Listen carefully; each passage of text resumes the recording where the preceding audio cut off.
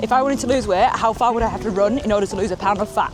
Let's find out. To answer that question, we need to understand how weight loss works, and that's why we need to start thinking about calories in versus calories out. Now, calories in is everything that you consume, think food and drink. Calories out is a little bit more complicated. There are 4 major components, and we're going to get to that a little bit later. But for now, the main thing to understand is that if you want to lose weight, you need to be in a calorie deficit. That's where calories in are lower than calories out. And that gap in between is an energy deficit, and that's where your body then starts to find that energy from elsewhere, for example, fat, and that's how you lose weight. So how big does that deficit need to be in order to lose a pound of fat? Well, there are 3,500 calories in a pound of fat. So if you wanted to lose a pound in a week, you would have to divide that 3,500 by 7, which gets you 500, and that's where the 500 calorie deficit per day comes from. So if you work out your maintenance calories and minus 500 and eat at that number every single day for a week, technically you should lose a pound of fat. So if I wanted to lose a pound of fat from a single run, then I'd need to burn 3,500 calories within that run. I'm currently 30 minutes into my run and about 200 calories down, and we've gone about 4 kilometers so far. So let's see how we crack on for the rest of the run now. Now, calories on a watch aren't 100% accurate, so we can't take this as gospel, but it's the best we got to measure what we're doing currently. So if I wanted to burn 3,500 calories in a day, how much of that would need to be from exercise? There are 4 ways your body burns calories. Exercise is only one of them. And exercise plus the other 3 ways is what makes up your total daily energy expenditure, or your TDEE. Now, the first part of your TDEE is your BMR. God, that was a lot of letters, apologies. Your BMR, or your basal metabolic rate, is how many calories you burn just by existing. In really, really crude terms, if you did nothing but watch Netflix all day, that's roughly your BMR. And those basic functions make up 60 to 70% of the calories that you burn in a day. Now, the next way to burn calories is the thermic effect of food, which is just the caloric cost of digestion, which means that when you eat food, that food has to be burnt down, and that burning down of said food costs calories. This is round about 10% of your total daily energy expenditure. The next section is NEAT, which stands for non-exercise activity thermogenesis. And this is just a fancy way of saying the way you burn calories through movement that's not purposeful movement like exercise. So me moving my hands around now whilst I'm talking is part of my NEAT, because it's not purposeful exercise. It's not the same as going for a run. Me walking to the fridge, me standing up, the calories burnt from sneezing. All of these calories are classified within NEAT. And finally, you've got the thermic effect of activity, which is where exercise sits. As you can see out of this whole bar, the thermic effect of exercise is actually pretty small in relation to the rest of the day, sitting somewhere around the 5 to 10% mark. So when we're thinking about creating that 3,500 calorie deficit in order to burn a pound of fat, we need to remember that our body is still burning calories outside of that exercise as well. And that for most people, exercise is playing a very, very small part of the equation, not the whole picture. Now, those percentages and the exact numbers are going to vary from person to person. The physically bigger you are, the more calories you're going to burn by existing. It's more expensive for you to exist calorically if there's more of you. Similarly, if you're the same weight and same height as somebody else, but one of you has more muscle mass, then the person with more muscle mass is going to burn more calories just by existing. This is one of the reasons why typically men burn more calories than women at rest, because they naturally have more muscle mass. And we can't ignore the role of genetics. Genetics can influence things like NEAT depending on how much extra you move compared to your peers. If you are a fidgeter, you will burn more calories. If you talk with your hands, you will burn more calories versus someone who doesn't do those things. So exercise isn't the only way that you can burn calories, and there's variability in what one burns anyway. And remember what I said about muscle mass, because that's going to become important later. Alright, so I am just under an hour and a half in. I've burnt around 660 calories so far and done just under 10k. So as you can see, not really close to that 3,500 calories at all.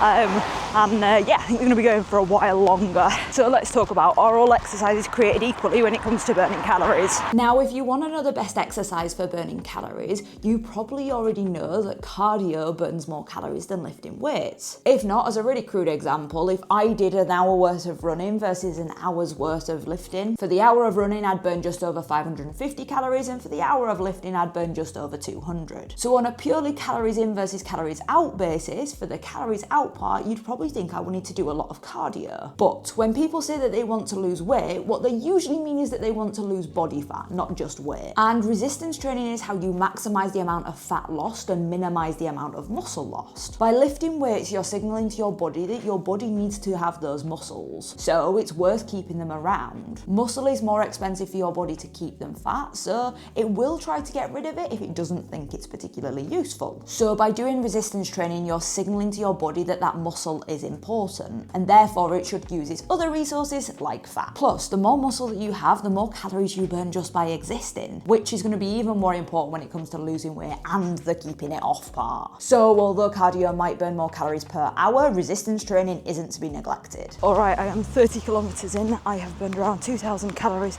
and we're currently on about 4 hours worth of work.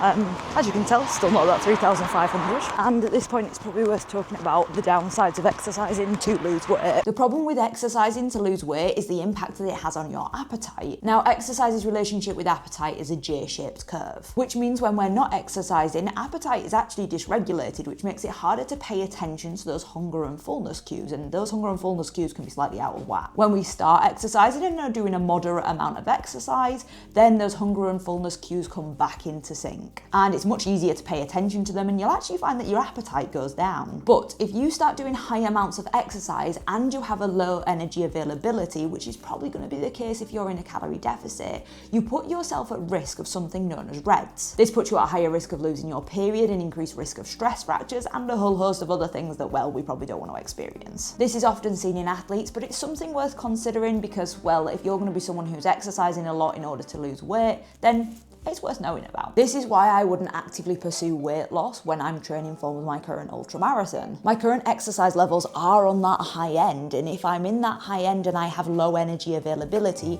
I'm putting my body at risk. Therefore, trying to lose weight when you're doing extreme levels of exercise probably isn't a bright idea, full stop. So if you want to see what your body can do and you want to push your body, it's worth making sure you're fueling correctly. And talking about fueling correctly, that includes fueling during your run. So I wouldn't have been able to do this level of activity without fueling during my run.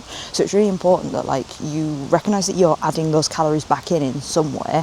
Like, you're not covering huge distances. Like, I'm currently at 33 kilometres and I've burnt 2,200 calories, but I've consumed a fair amount as well. And you don't need to fuel every activity that you do, but anything that you're doing over that 90-minute mark, you should probably be adding some carbohydrates in some capacity. Now, the next major problem is if your only motivation to exercise is coming from the fact that you want to lose weight, when you finish losing weight, do you think you're going to be able to stick to the exercise? Chances are you're probably not. Chances are when you've hit your goal, your motivation is going to drop and you're not going to be motivated to do any exercise, which is a bit of a problem if you want to lose weight and keep it off, because we know that exercise is a key habit of weight loss maintainers. And this fundamentally comes down to the fact that it increases your calories out, but also make sure that you're protecting that muscle mass and building more. So we know that exercise is important for influencing calories out, but we just don't want that to be the whole focus when it comes to weight loss. So how do we make exercise a habit that's actually sustainable and that you can reap the benefits for the long term? Well, in my opinion, that comes down to these 4 questions. Number 1, is it enjoyable? And if it's not enjoyable, can we make it more enjoyable? Number 2, can we integrate it into your life? For example, can you start walking your commute or even just walking part of it? That's a really easy way to fit exercise into your life without it really affecting you time-wise. Number 3, does it feel like something that you're competent at? If you don't feel good at it and you don't foresee yourself getting any better at it, you're probably going to struggle to stick to it for the long term. So find something that gives you a little bit of an ego boost, but you can still challenge yourself when you're doing it. And the final question is it sustainable? Is it meeting your needs now?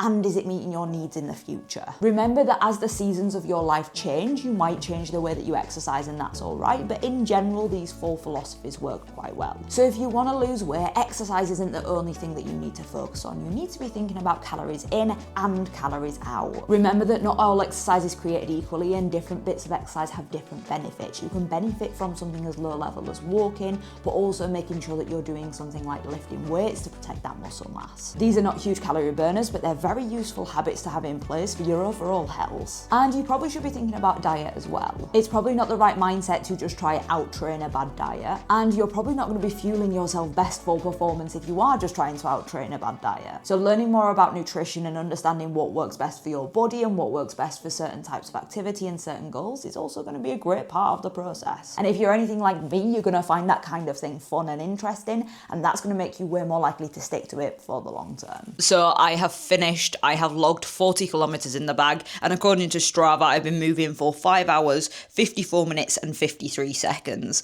And I've still only burnt a total of 2,621 calories. So to burn off a pound of fat, I would have to burn another 900 calories, actually